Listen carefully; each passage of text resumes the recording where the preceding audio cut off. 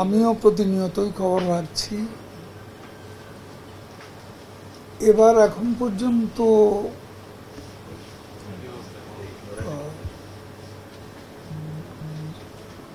ক্যাজুয়ালিটিজ 100-র মতো। ইয়ারটি বলছে 95টি অ্যাক্সিডেন্ট, 92টি হলো ক্যাজুয়ালিটি। শেষ পর্যন্ত কি দাঁড়ায় এখনো বলা যাচ্ছে না। তবে এটা খুব দুর্ভাগ্যজনক যে আমাদের ইদানিংকালে অ্যাক্সিডেন্টের যে প্রবণতা, তাতে দেখা যাচ্ছে যে মোটরসাইকেলে অ্যাক্সিডেন্টটা বেশি হচ্ছে এবং ইজি বাইকগুলো 3 চাকা,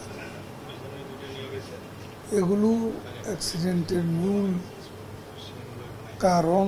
এবং এবার এ পর্যন্ত যত অ্যাক্সিডেন্ট হয়েছে, মোটরসাইকেলে সবচেয়ে বেশি, এরপরে ইজি বাইক। এখন বেপরোয়া ড্রাইভিংও আছে, সেটাকেও বাদ দেওয়ার কোনো উপায় নেই। নগদের কাছে সব গ্রাহকই প্রিয়, তাই তো সারা দেশে ক্যাশ আউট চার্জ সবচেয়ে কম।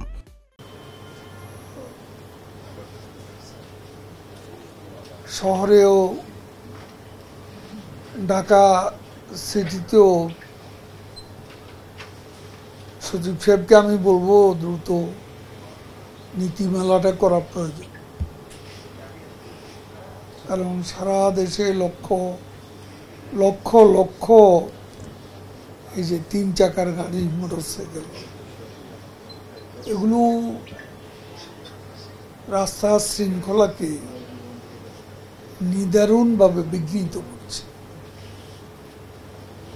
কাজে এখানে একটা সুস্পষ্ট নীতিমালা থাকা প্রয়োজন। আমি আগেও বলেছি, এখনো বলছি, মানুষের জীবনটা আগে, জীবিকা পরে।